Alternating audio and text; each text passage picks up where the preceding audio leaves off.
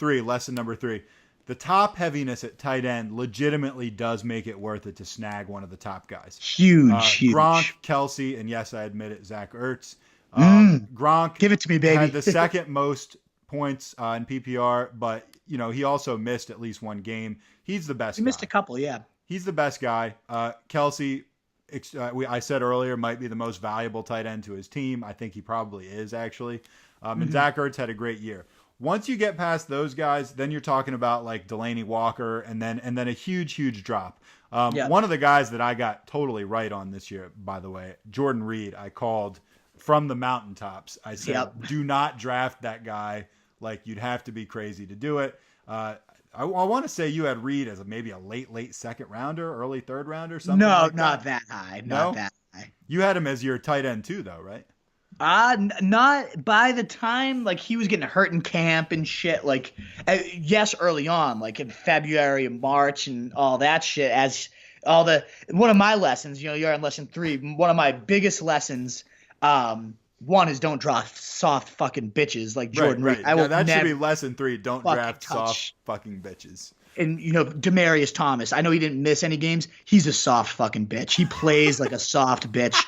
I can't stand him. Kind of tied into that soft bitch lesson is don't draft vegans. I knew you were going to come back with the vegan. I learned that Demaryius was a vegan mid-season, and then there's all these reports the team is nervous that he's not playing as hard since he stopped eating meat, which I don't know why there's a connection, but I don't doubt it at this point because he tanked a season for me. Fuck Demaryius. Fuck soft bitches like Jordan Reed. If there's a guy it's so easy to be like injury prone is just like a thing. Jordan Reed's fucking injury prone. He's a fucking bitch. Like, there's no way I'm going to draft Jordan Reed ever again. That was one of my biggest takeaways. In addition to that, lesson number 1 for me, though, be wary of hype trains. Jordan Reed was definitely a hype train at one point. He's going to get all the targets in Jay Gruden's system, and he's going to be the one picking up the slack and all these receivers leaving. And then Jay Ajayi, you remember, 200% receiving improvement and the most improved player on the team. He's going to double his receptions, put up 1,900 total yards. All these guys, Devontae Parker, we actually have, when we talk about the Rotos, I know we're going to have an advertisement pre-roll to start it if you guys heard that. One of our awards, the most overhyped player, I actually tracked these hype trains, as you call them. There were some players that you could literally fill up pages of just notes.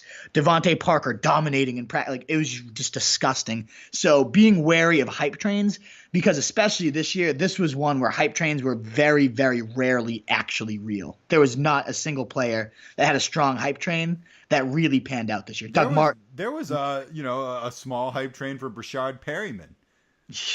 Disgusting, right? I think he had like 4 catches this season. Horrendous. And I'm drafting, Parker over a guy like Larry Fitz because I'm falling for this hype versus just the sure guy that I know catches 100 balls every year. What am I thinking? Why am I chasing the unknown? Why am I chasing the hype when I could get a sure thing? Which leads me, I know you have some other lessons too. I guess we're just kind of interjecting them. Go for but it. Lesson 6 or whatever one we're on for me is you got to balance the upside with the floor too, like the ceiling and the floor combos.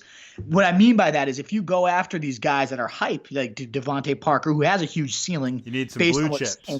You need to have a couple blue chips. You need to have a couple guys that a Larry Fitz or a Frank Gore, even a guy that you just know is good for 1,000 and 6-7 TDs every year. As unsexy as it is, I have such a hard time taking those guys because all I want is upside and ceiling and to look. You're such a sex guy. You're such a sex guy.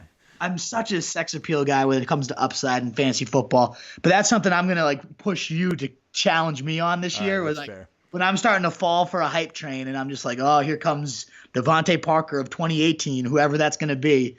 Just make sure you're like, hey, remember these guys. Remember, on January 8th, you said pump these brakes anytime I'm sure whatever the date is today. January 10th. I need more than